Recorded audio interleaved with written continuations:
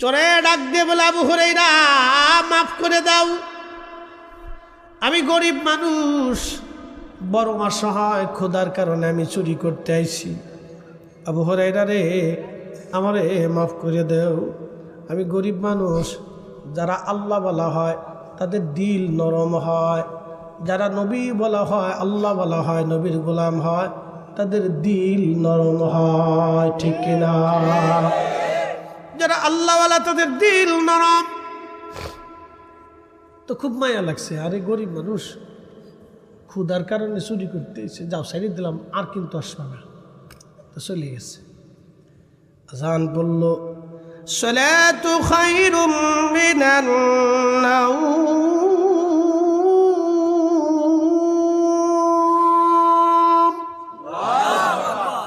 হযরত বেলাল আজান দিছে ফজরের। আজান পড়ার পরে আল্লাহ যখন আজান পড়ল, আজান পড়ার পরে সাহাবীরা নামাজে গেছে। আবু হুরায়রা রাদিয়াল্লাহু আনহু নামাজে গেলেন। আল্লাহর নবী ফজরের সালাত শেষ করার পরে নবীজি ঘুরে বসতেন, সাহাবা একরামকে নসিহত করতেন। ঘুরে বসে আবু হুরায়রার দিকে তাকায় নবী মুস্কি হাসে। ডাক দেখা, আবু হুরায়রা, রাতের চোর কি বলছে? সুবহানাল্লাহ, একসাথে জোরে বলেন, জোরে বলেন। কিসের চোর? রাতের চোর। আচ্ছা, ঘটনা ঘটে বাইতুল মালে, আর সংবাদ হয় মদিনার রসুলের দরবারে। একসাথে বলবেন আল্লাহু আকবার। রাতের চোর কি বলছে? তা আবু হুরায়রা বলতেছে, ইয়া রাসূলুল্লাহ, চোর দুঃখের কথা বলছে, আমি সাইরে দিছি। হুজুর, চোর দুঃখের কথা বলছে, আমি তারে ছেড়ে দিছি।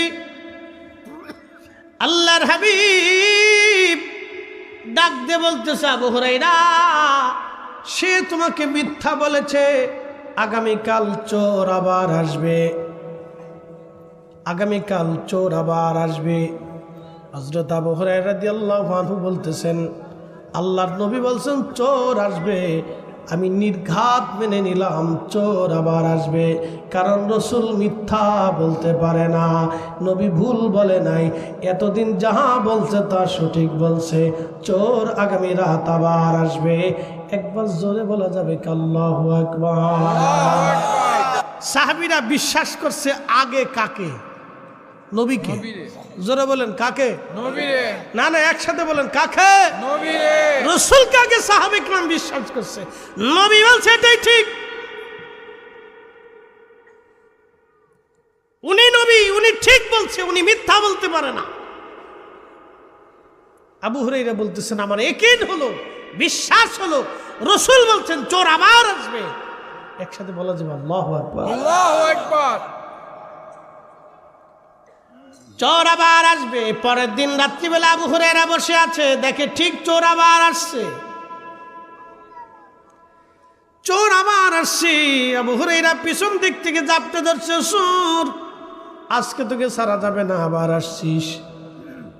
চোর ধরার পরে চোর বলতেছে, আবু হুরায়রা রে, আমার সাইরে দাও, আমার বাচ্চা কাচ্চারা না খেয়ে রুইছে, কান্দে, আমার বাচ্চা কাচ্চারা না খেয়ে রুইছে, সাইরে দাও, আবার বাইরো না, নবীর কাছে নিও না। আবু হুরায়রার আবার মায়া লাগছে, আয় হায়, যা ছেড়ে দিলাম, আর কিন্তু আসবি না। চলে গেছে। সালাতু খায়রুম মিনান নাওম। আজান পড়ল ফজরের, নামাজে গেলেন আবু হুরায়রা রাদিয়াল্লাহু আনহু, নামাজ শেষ করলেন। নবীজি পিছন ফিরাইয়া সাহাবীদের দিকে ঘুরে মুস্কি হাসি দিয়ে বললেন, আবু হুরায়রা, আজকে রাতের চোর আবার কি বলছে? সুবহানাল্লাহ। জোরে জোরে না কইলে বুঝবো কিপটি আপনি, একসাথে বলেন সুবহানাল্লাহ। জানেনি? কথা কন না কেন? জানেনি? জোরে বলেন, জানেনি? জানি, এটা বুখারীর হাদিস। রাতের চোর আবার আসবে। পরের দিন তৃতীয় রাত। কয় রাত? তৃতীয় রাত। আবু হুরায়রা বলেন, আমার ইয়াকিন হলো চোর আবার আসবে, রাসূল বলছে চোর আসবেই। আমি রাত্রিবেলা বাইতুল মালে হেঁটে বুটে বসে আছি, চোর আসবে, দেখি চোর ঠিকই আসছে, রাসূলের কথা মিথ্যা না। পিছন দিক থেকে জাপটে ধরলাম, চোর, আজকে তোরে ছাড়া যাবে না। তুই আবার আসছিস। সরে এবার ডাক দেখা আবু হুরায়রা রে, আজকে যদি ছাইড়া দাও তোমার এমন একটা দোয়া শিক্ষা দিব, যে দোয়াটা তুমি যদি রাত্রিবেলা পড়ো তাহলে শয়তান তোমার ঘরে ঢুকতে পারবে না। সারা রাত্র তোমার বিছানার পাশে একজন ফেরেশতা দাঁড়ায় দাঁড়ায় তোমার সারা রাত্র ভরে ভরে পাহারা দেবে। আবু হুরায়রা রাদিয়াল্লাহু তাআলা কয়, সোর হাসানি কহা হাসা, শিখাইবানি কহা শিখাবো, কিন্তু শর্ত হলো আমার ছেড়ে দিতে হবে। দেখেন তারা কত সহজ সরল ছিল। আল্লাহু আকবার। সাহাবী রাসূল, নবীর সাহাবী কিভাবে রাসূলকে ইয়াকিন করতেন, আর আমরা দলিল তালাশ করি। কেন নবী জানতেন দলিল কি, এত দলিলে তুমি কি তা করবা? পুরা কোরআনটাই তার কালবে আল্লাহ ঢুকাই দিছে, তার আবার দলিলের কি? পুরা কোরআনই তার কালবে, পুরা এলেমে তার কালবে, পুরা মেধা জ্ঞান আল্লাহ তার কালবে ঢুকাই দিছে। কথা কর না কেন? যার কালবের ভিতরে পুরা কোরআনটা আল্লাহ ঢুকাইছে, তার আর বাদ আছে কি? আবু হুরায়রা আয়াতুল কুরসি, আল্লাহু লা ইলাহা ইল্লা হুয়াল হাইয়ুল কাইয়ুম লা তাখুযুহু সিনাতুন ওয়ালা নাওম। আয়াতুল কুরসি তুমি যদি পড়িয়া রাত্রিবেলা ঘুমাও, আবু হুরায়রা সারা রাত্র তোমাকে আল্লাহর এক রহমতের ফেরেশতা তোমার শিয়রে বিছানার পাশে দাঁড়ায় থাকবে। সারা রাত্র ফেরেশতা পাহারা দিবে, শয়তান তোমার ঘরে ঢুকতে পারবে না। চোর ছেড়ে দিছে, চলে যাও, আর আসবা না, কিন্তু চলে গেছে। সালাতু খায়রুম মিনান নাওম। আবার ফজর আজান পড়ছে, ধীরে ধীরে হেঁটে হেঁটে মসজিদে নববীতে যাইয়া প্রিয় নবীজির পিছনে নামাজে দাঁড়ায় গেলেন। নামাজ শেষ হয়ে গেল। হযরত আবু হুরায়রা রাদিয়াল্লাহু তাআলা আনহু, আহা, নবীজি ঘুরে মুস্কি হাসি দিয়ে বললেন, আবু হুরায়রা, আজকে রাতের চোর তোমাকে কি বলেছে? আবু হুরায়রা বললেন, হুজুর, আমি চোর ছেড়ে দিয়েছি, কিন্তু চোর আমাকে আজকে একটা দোয়া শিখাইছে। বলে, কি দোয়া বলো? বলে, চোর বলছে আয়াতুল কুরসি পড়িয়া যদি রাত্রিবেলা আমি ঘুমাই, আল্লাহ রহমতের ফেরেশতা সারা রাত আমারে পাহারা দিবে, শয়তান আমার ঘরে ঢুকতে পারবে না। নবীজি বলেন, আবু হুরায়রা, এই চোর তোমাকে এই কথাটা সত্য বলে গেছে। আল্লাহু আকবার। এই চোরে এই কথাটা সত্য বলে গেছে, কিন্তু সে চরম মিথ্যাবাদী। আবু হুরায়রা, তুমি জানো আজকে 3 রাত তোমার সাথে কে বাহানা করতেছে? বলে, আল্লাহু ওয়া রাসূলুহু আলাম, আল্লাহ জানে, নবী জানে। একসাথে জোরে বলেন, জোরে জোরে জোরে, কিপটিমি করেন না। আল্লাহু ওয়া রাসূলুহু আলাম, আল্লাহ জানে, নবী জানে। এই জন্য আমরা সুন্নিরা কই আল্লাহ জানে, নবী জানে। এখন কারো কাছে আল্লাহ জানে, নবী জানে না, কিন্তু ১৬ লক্ষ সাহাবী বলছে আল্লাহ জানে, নবী জানে। আমরাও বিশ্বাস করি আল্লাহ জানে, নবী জানে। কি কথা কর না? যদি বেদাতি হয় তো সাহাবীদের সাথেই হবে, যদি জাহান্নামে যাই তাহলে উনাদের কথার উপরেই চলে যাব, হাসতে হাসতে চলে যাব, অসুবিধা নাই, কোনো দুঃখ নেই আমাদের। কি কথা কর না? কেন কোনো দুঃখ আছে? কোনো দুঃখ নাই। আপনারা যদি রাসূলের শান কমাইয়া জান্নাতে যাইতে পারেন তো চলে যান, অসুবিধা নেই, ও তো আমাদের কোনো দুঃখ নাই। কি কথা কর না? কেন আপনারা জান্নাতে চলে যান, অসুবিধা নেই, আমাদের কোনো দুঃখ নাই ভাই, যান। কে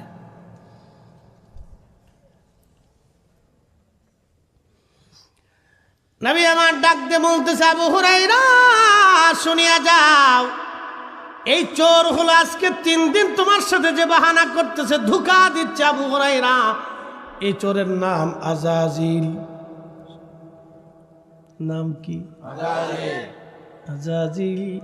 তোমার 3 দিন বাহানা দিয়েছে আবু হুরায়রা, তবে আজকে সে চরম মিথ্যাবাদী। ইন্নাহু লাকুম আদুউম মুবিন, সে প্রকাশ্য দুশমন, কিন্তু আজকে তোমাকে ওই কথাটা আয়াতুল কুরসির ফজিলতটা সত্য বলে গেছে।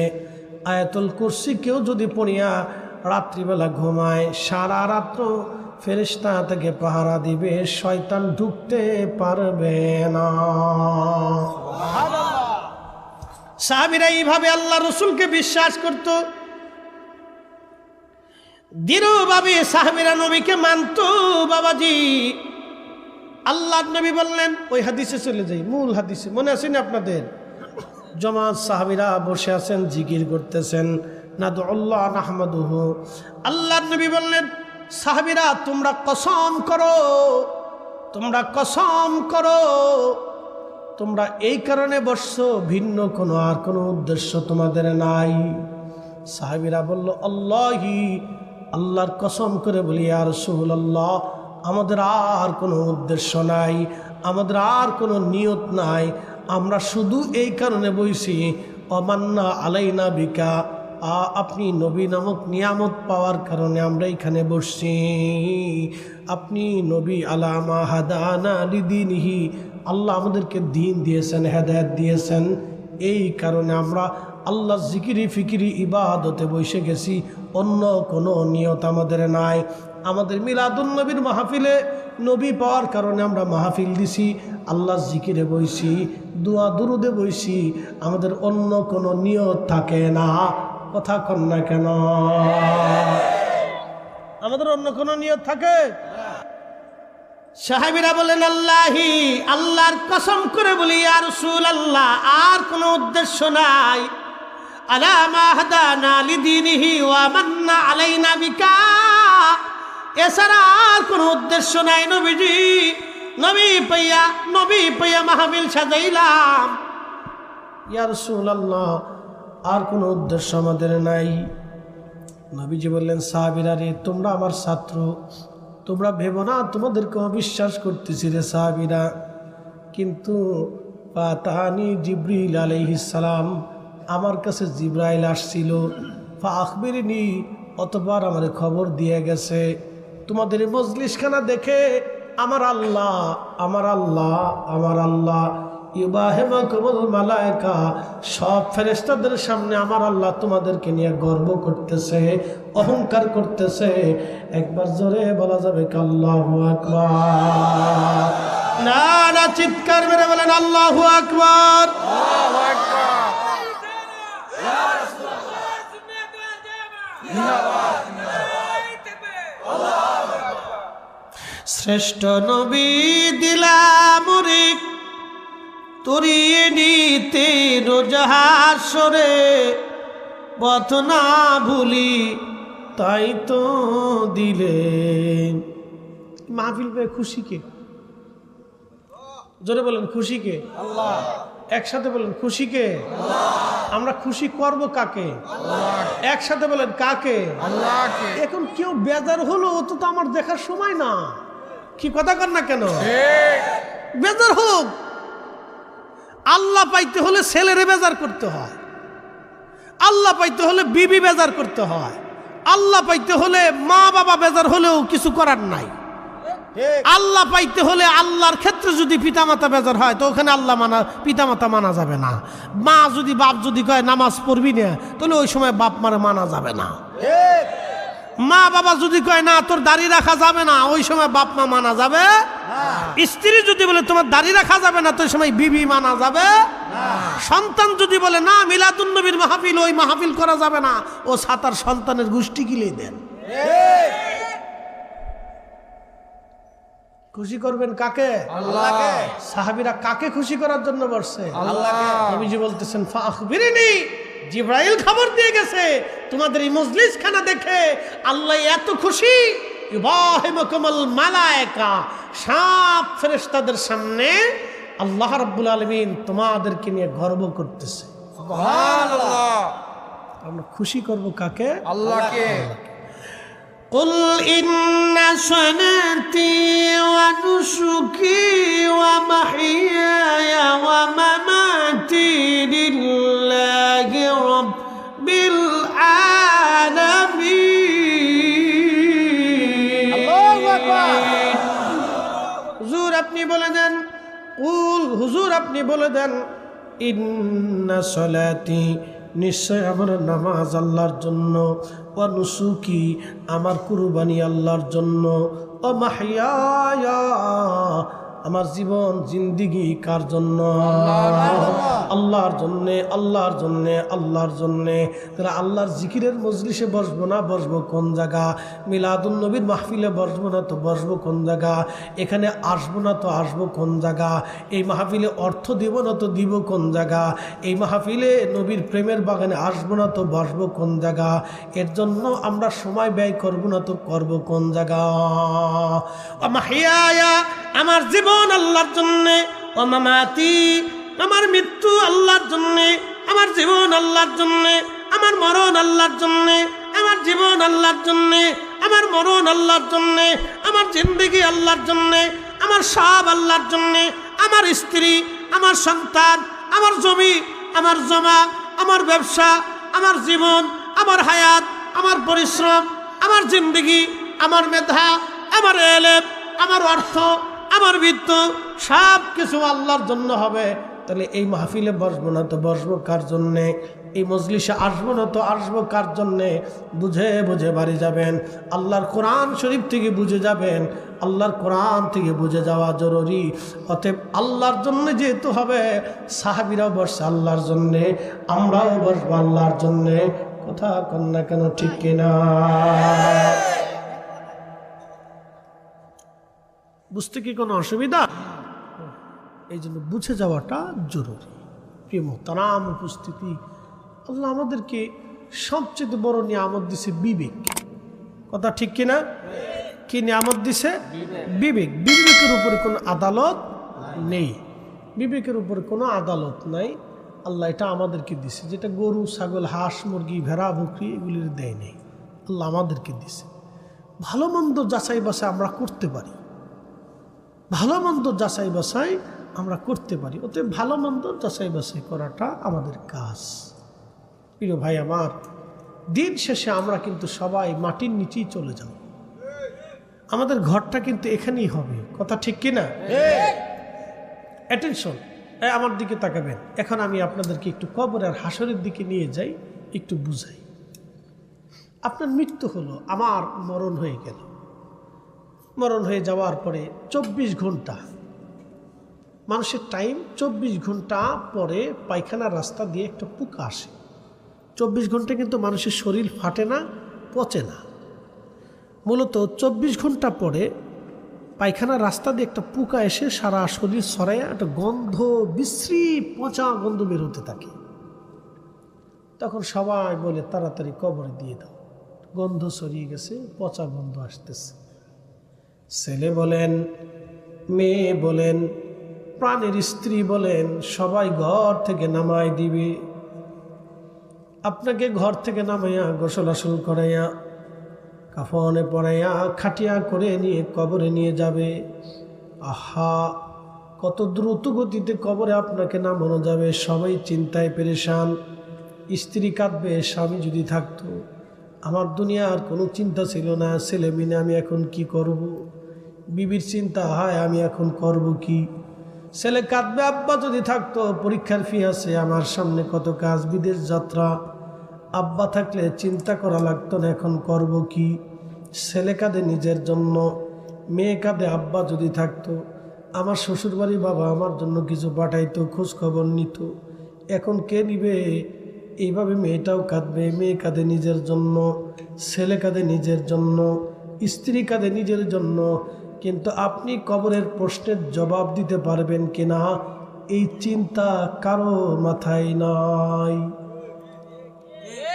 জীবনের চরম বাস্তবতা থেকে বললাম, এই চিন্তাটা কারো মাথাতে নাই। এই জন্য আল্লাহর হাবিবের নিয়ম ছিল, কোন সাহাবী ইন্তেকালের আগ পরে খাটিয়ার মধ্যে রাখিয়া নবীজি তার স্বজনদেরকে ডাক দিয়ে বলতেন, বলো সে কোথায় কোথায় দেনা আছে বলো, ঋণ আছে বলো। বলতো, হুজুর অমুক অমুক অমুক অমুক ঋণ পাবে। নবীজি তাদেরকে ডাকতেন, বলো তোমরা কি ক্ষমা করছো? কেউ ক্ষমা করতো, কেউ ক্ষমা করতো না। নবী ধনী ধনী সাহাবীদেরকে ডাকতেন, সাহাবীরা তোমরা কিছু কিছু দিয়ে আমার এই সাহাবী ঋণ মওকুফ করায় দাও। আমি ঋণ দিয়ে আমার কোনো সাহাবীর কবরে নামাবো না। কারণ হকুল্লাহ, আল্লাহর হক আল্লাহ মাফ করে দিতে পারে, কিন্তু হকুল ইবাদ, বান্দার হক আল্লাহ মাফ করে না, বান্দা মাফ না করা পর্যন্ত। এই জন্য দুনিয়ার থেকে ঋণ ঋণ ঋণ মওকুফ করে নবীজি কবরে পাঠাইতেন। আহা, কবর বড় কঠিন জায়গা।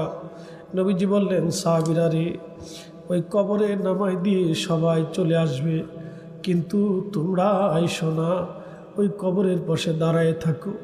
ইস্তাগফিরু লিআখিকুম, ইস্তাগফিরু লিআখিকুম, তোমরা তোমার ভাইয়ের জন্য ইস্তেগফার করো, কেননা কিছু সময় পরেই তার কবরে মন কান্নিকির আসবে। মার রাব্বুকা ওয়া মা দীনুকা মা কুনতা তাকুলু ফি হাক্কি হাযার রাজুল। তিনটা প্রশ্ন শুরু হয়ে যাবে। এই তিনটা প্রশ্নের জবাব যদি সহজ হয়, সেই জন্য তোমার ভাইয়ের কবরের পাশে দাঁড়াইয়া তোমরা কোরআন শরীফ থেকে তেলাওয়াত করে, কিছু দোয়া তালিম তরবিয়ত করে, তোমরা জিকির ফিকির করে, তসবিহ করে তোমার ভাইয়ের জন্য ইস্তেগফার করতে থাকো। কত সময় পর্যন্ত দাঁড়াইবা?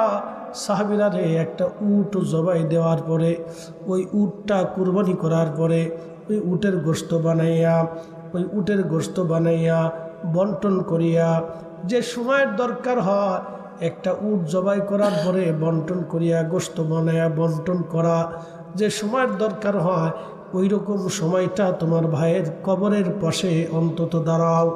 দাঁড়াইয়া তোমার ভাইয়ের জন্য ইস্তেগফার করতে থাকো, ক্ষমা চাইতে থাকো, কেননা তার আখিরাতের প্রথম যাত্রা, প্রথম রাত আসবে, প্রথম সময় তার।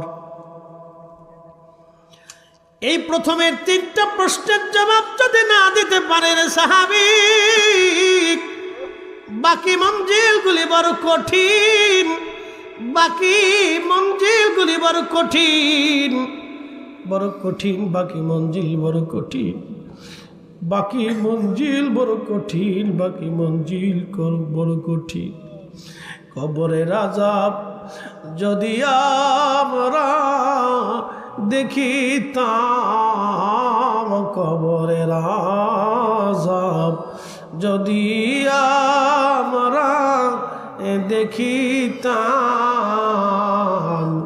ঘরবাড়ি সারিয়ারে পাগল হইতাম, ঘরবাড়ি সারিয়ারে পাগল হইতাম। বন্ধু, রাত বেশি নেব না, হবিগঞ্জবাসী, সময় আমার একেবারে সংক্ষিপ্ত, লম্বা কথা পারবো না, বাগান বুঝে যান। কবরটা বড় কঠিন হয়ে গেল। আল্লাহর নবী বললেন, আমার উম্মত হাসরের ময়দানে যখন বান্দা উঠবে, হাসরের মাঠে তিন জায়গা, মা সন্তান ভুলে যাবে, সন্তান মাকে ভুলে যাবে, বাবা সন্তান ভুলে যাবে, সন্তান বাবাকে ভুলে যাবে, ভাই ভাইকে ভুলে যাবে, স্বামী স্ত্রীকে বলবে, স্ত্রী স্বামী ভুলে যাবে। সাহাবীরা বলল, হুজুর কোন তিন জায়গা বলেন ইয়া রাসূলুল্লাহ? হাসরের মাঠের কোন তিন জায়গা?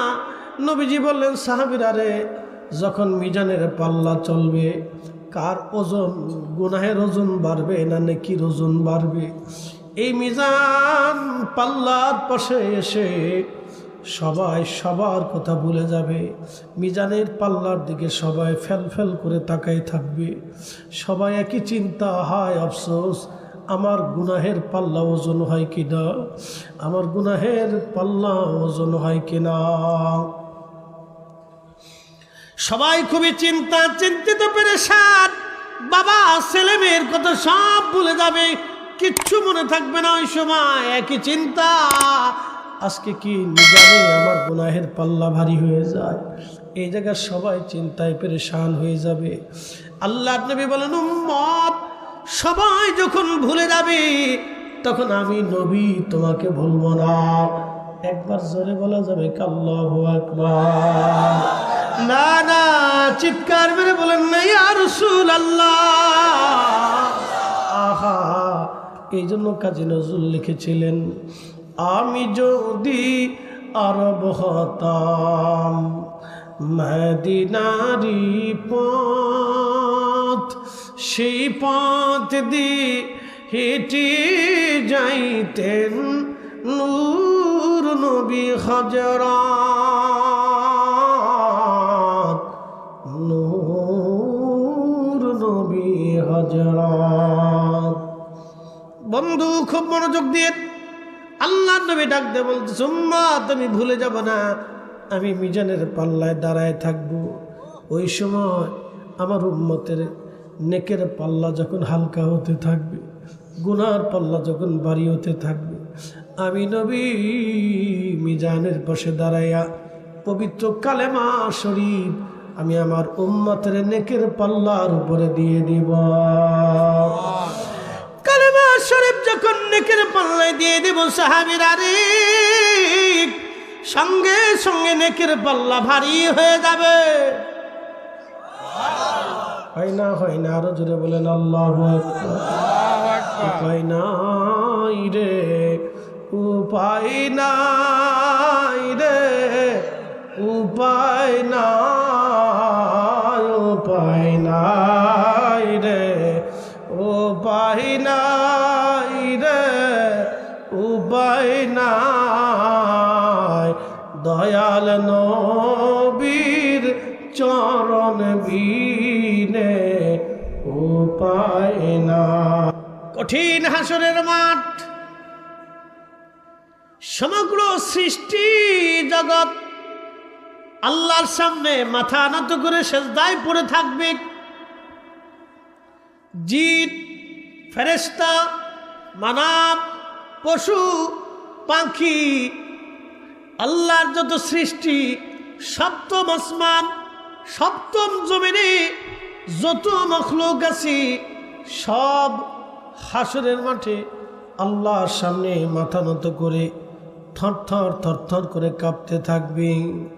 সেই দিন আল্লাহর নবী ডাক দিতেছেন, আল্লাহ আমাকে ওয়াদা করছেন একটা ওয়াদা, ওমিনাল লাইলি ফাতাহাজ্জাদ বিহি নাফিলাতাল লাক। হুজুর তাহাজ্জুদ আপনি পড়েন, তাহাজ্জুদ আপনি পড়েন ইয়া রাসূলুল্লাহ। আশা অবশ্যই আমি আল্লাহ আপনাকে দিব। আশা, কোরআনে যত জায়গায় আশা শব্দ ব্যবহার করেছেন আল্লাহ এখানে নিশ্চয়তা দিয়েছেন। আশা শব্দ দিয়ে আল্লাহ নিশ্চয়তা দিয়েছেন, কিন্তু এর বাহ্যিক অর্থ হলো সম্ভবত। আশা শব্দের বাহ্যিক অর্থ সম্ভবত, কিন্তু আমার রসুলের ক্ষেত্রে যত জায়গায় কোরআনে আশা শব্দ ব্যবহার করেছেন সব জায়গায় আল্লাহ রাব্বুল আলামিন নিশ্চয়তা দিয়েছেন।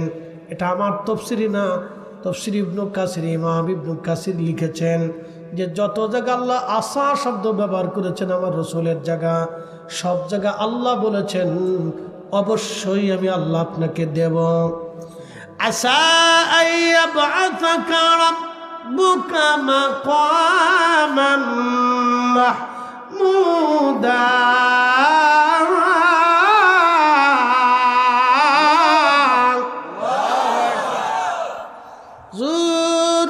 তাহাজ্জুদ যদি পড়েন অবশ্যই অবশ্যই আমি আল্লাহ আপনাকে একটা নিয়ামত দিব, মাকামে মাহমুদ ওয়ালা বানাবো। অর্থাৎ আল্লাহর আরশে মোল্লার ডান পাশে আল্লাহ একটা আসন বরাদ্দ করে দিবেন। ওই আসনে নবী বসা থাকবে আর তামাম মাখলুক আল্লাহর সামনে সেজদায় পড়ে থাকবে উইদাউট নবী আলাইহিস সালাতু ওয়াস সালাম। শুধু নবীরা ব্যতীত সবাই সেজদার মধ্যে পড়ে থাকবে। আর আমার নবীজি আল্লাহর আরশে মোল্লার ডানে আল্লাহর বরাদ্দকৃত আসনে নবী বসে থাকবে। একবার জোরে বলা যাবে কি মারহাবা। ত্রিভুবনের প্রিয় মুহাম্মদ, বলেন ত্রিভুবনের প্রিয় মুহাম্মদ এলো রে দুনিয়ায় রে। সাগর আকাশ বাতাস দেখবি যদি রে, সাগর আকাশ বাতাস দেখবি যদি ধুলির ধনা বেহেশত আজ। ঠিক কিনা?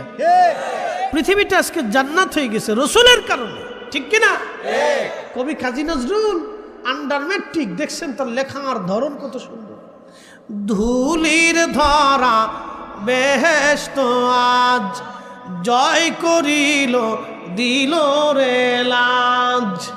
আজকে খুশির ঢল নেমেছে ধূসর সাহারায় রে সাগর আকাশ বাতাস দেখবি যদি আয় রে সাগর আকাশ বাতাস দেখবি যদি আয়। হাসরের মাঠে ওই দিন বুঝতে পারবেন নবী কি জিনিস। কথা কর না কেন?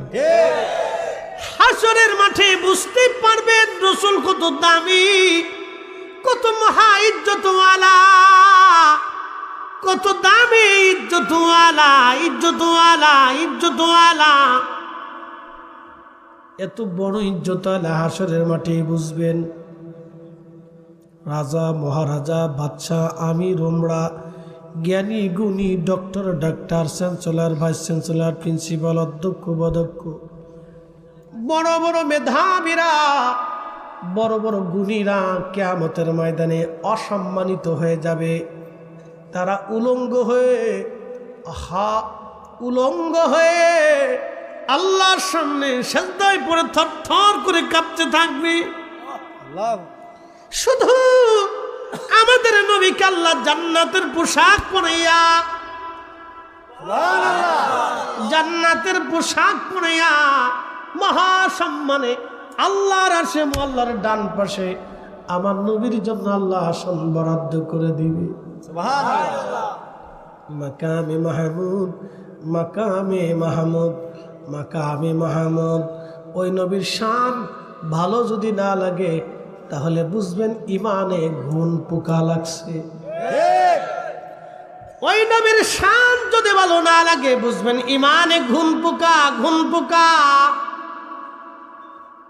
কাঠের মধ্যে যদি ঘুণ পোকা লাগে কাঠ রন্ধনশালার ঘড়ি হয়ে যায়।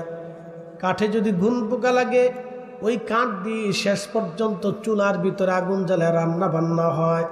মুসলমানের ইমানে ঘুণ পোকা যদি লাগে তাহলে জাহান্নামের খড়ি হয়ে যায়।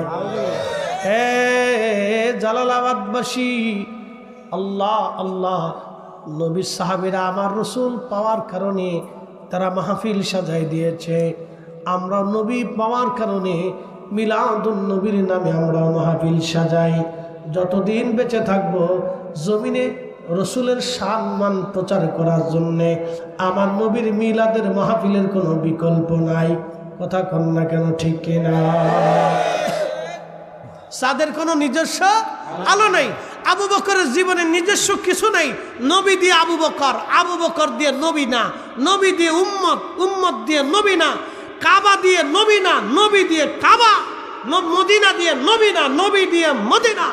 কথা কন না কেন? ঠিক কিনা? আল্লাহু আকবার। ইয়া রাসূলুল্লাহ জিন্দাবাদ, জিন্দাবাদ, জিন্দাবাদ, জিন্দাবাদ। আবু বকর তাওরাত জবর ইনজিলে এরকম লেখা, তুমি ওই নবীর প্রথম খলিফা হবা এবং প্রিয় সাথী হবা। তুমি চাদর দিয়ে জাপটে ধরে রাখছো, ব্যাখ্যা এটা। চলে যাও তাড়াতাড়ি, আর থাকবা না এখানে। আগে মক্কায় যাই, ওই নবীর বাড়ি যাবা, তার কাছে কালেমা পড়বা। হযরত আবু বকর চলে আসছে সরাসরি আল্লাহর হাবিবের খেদমতে এসে বললেন, ও মুহাম্মদ, আপনি আমার একটা মুজেজা দেখান। নবীজি ডাক দিয়ে বলতেছে, আবু বকর, সিরিয়াতে স্বপ্ন দেখেছেন আকাশের সূর্য চাঁদ আপনার কোলে আসছে, আপনি চাদর দিয়ে জাপটে ধরছেন। আবু বকর, সকালবেলা খ্রিস্টান পাদ্রী স্বপ্নের ব্যাখ্যা করে দিয়েছে, সে আপনাকে আমার কাছে আসতে বলেছে, তারপরেও কি আপনি মুজেজা দেখতে চান? সুবহানাল্লাহ। আবু বকর স্বপ্ন দেখে সিরিয়া, খবর হয় মক্কায় আমার রসুলের বরগাহে রাডার কত বড় মজবুত। ও বাবাজি, আবু বকরের জীবন ধন্য হলো, আল্লাহ তারে কবুল করলো, আল্লাহ তারে মঞ্জুর করলো। এই জন্য যার কপাল ভালো সে রসুলের পক্ষে থাকে। এটা নসিবে দরকার, কপাল দরকার, কপাল দরকার। কথা কন না কেন? কি দরকার? কপাল দরকার। কপাল লাগে। আল্লাহ আমাদেরকে নসিবে রাখছে, এই জন্য সারা জীবন আমরা রসুলের পক্ষেই থাকবো। হাত উঁচা করে বলেন ঠিক না বেঠিক? প্রিয় হবিগঞ্জবাসী, জালালাবাদবাসী, খুব মনোযোগ দিয়ে কথাগুলি শুনে যাবে না, ছোট করে দেখার কোনো সুযোগ নাই। হাজিরিন, আমরা একটা জগতের মধ্যে ছিলাম, রুহের জগৎ। ওই জগৎ থেকে আমরা একটা জগতে আসলাম, সে জগতের নাম রেহেম। মনোযোগ দিবেন, আমাদের বয়স যখন 120 দিন, অর্থাৎ তখন রুহু মায়ের পেটে আসে নাই। 4 মাস যখন শেষ হয়, শেষ দিনে আল্লাহ বান্দার রুহে দেহের মধ্যে রুহু ফুকায়। 120 দিনের মাথায় মানব দেহের মধ্যে রুহু আল্লাহ দিয়ে দেয় মায়ের পেটে। তখন আপনার নড়াচড়া শুরু হয়, তখন বাচ্চা নড়াচড়া করতে থাকে। যেই দিন আমার রব রুহুটা ফুকিয়ে দেয়, সেই দিন আমার নবী বললেন, জিব্রাইলকে আল্লাহ ডাক দে, বলে জিব্রাইল 4টে জিনিস বান্দার জন্য নিযুক্ত করে দাও, লিপিবদ্ধ করে দাও। 1 নম্বরে হায়াত, কতদিন পর্যন্ত সে দুনিয়াতে বেঁচে থাকবে আমার বান্দার জন্য সেটা নির্ধারিত করে দাও। এই জন্য হায়াত যদি কারো শেষ হয়ে যায়, পৃথিবীর এমন কোনো শক্তি নাই তাকে বাঁচায় রাখবেন। সুম্মা জাআলা নাসলাহু মিন সুলালাতিন মিন মাইন মাহিন। আমার রব বলতেছেন, মানুষের শরীর থেকে নির্গত নির্যাস পানি থেকে আমি আল্লাহ মানব জাতির বংশ বিস্তার করলাম। মায়ের রেহেমের ভিতরে আমি আল্লাহ তারে মায়ের রেহেমে আধারে নিরাপদ স্থানে আমি আল্লাহ তাকে বড় করতে লাগলাম। কাইফা তাকফুরুনা বিল্লাহি ওয়া কুনতুম আমওয়াতা। কি করে তুমি আল্লাহকে অস্বীকার করো, অথচ তুমি নির্জীব ছিলে, তুমি মৃত ছিলে, অস্তিত্বহীন ছিলে। আমি রাফাহিয়াকুম, তোমাকে অস্তিত্ব দিলাম, তোমার জীবন দিলাম। সুম্মা ইউমিতুকুম, এরপরে আমি আল্লাহ তোমার আবার মরণ দিব।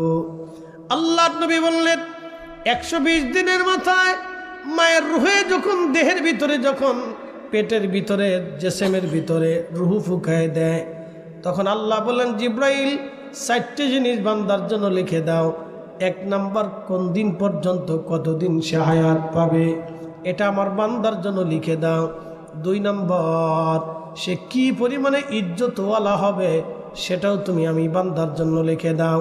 3 নাম্বার, আমার বান্দার জন্য লিখে দাও, আমার বান্দা কি পরিমাণে রিজিক খাবে, রিজিক পাবে, কি পরিমাণে রিজিক খাবে, রিজিক পাবে, আমার বান্দার জন্য লেখো। এই জন্য আল্লাহর বিধানের বাহিরে একটা ভাতের দানাও আপনি আমি বেশি খেতে পারবো না। কথা বলেন ঠিক না বেঠে? যারা ঘুষ খায় তারা বুকা বুকা বুকা। যারা সুদ খায় তারা বুকা।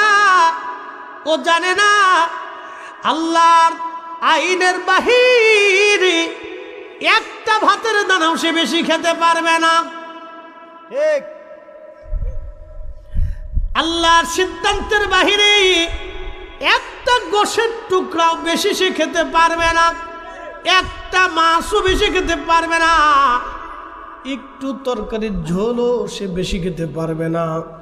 আল্লাহর সিদ্ধান্তের বাহিরে যারা ঘুষ খায়, সুদ খায়, অন্যায় করে, মানুষের অর্থ সম্পদ মেরে দিয়ে কোটি কোটি টাকার মালিক হতে চায়, এরা দুনিয়ার সবচেয়ে বড় বোকা। বলদ বলদ বলদ, এদের মতো বলদ আল্লাহর দুনিয়াতে নাই। এরা বুকার স্বর্গে বসবাস করে। ভাবতেছে অনেক কিছু খেয়ে যাব, না না না না। আল্লাহ ডাক দে বলে, জিবরাইল আমার বান্দা কি পরিমাণে রিজিক খাবে, নিবে, পাবে সব তুমি লিপিবদ্ধ করে দাও। হাজার হাজার কোটি টাকা থাকলে খাওয়া যায় না যদি মালিক দয়া না করে।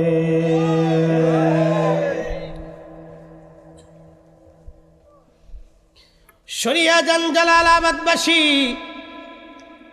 আজ ঈদ 3/4 নাম্বার আমার বান্দা জান্নাতি নাকি জাহান্নামী তার তকদিরের মধ্যে লিখে দাও।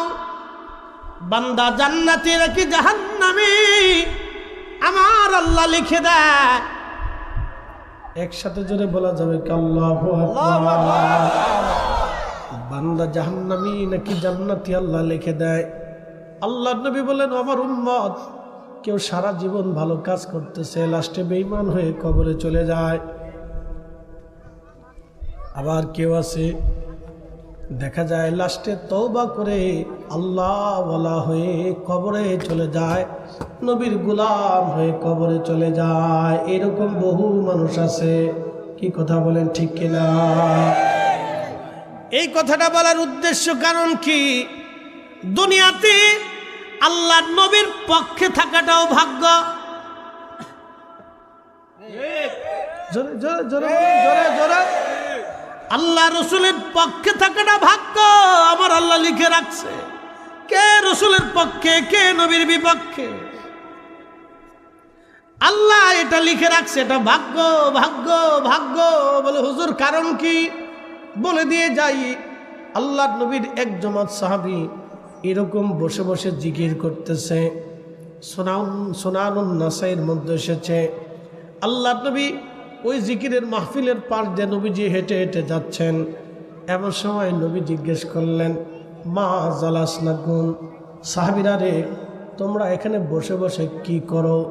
সাহাবীরা জবাব দিল, নাদউল্লাহি ওয়া নাহমাদুহু, আমরা আল্লাহ জিকির করতেছি এবং আল্লাহকে ডাকতেছি, আল্লাহর গুণ কীর্তন করতেছি, হাম করতেছি, প্রশংসা করতেছি।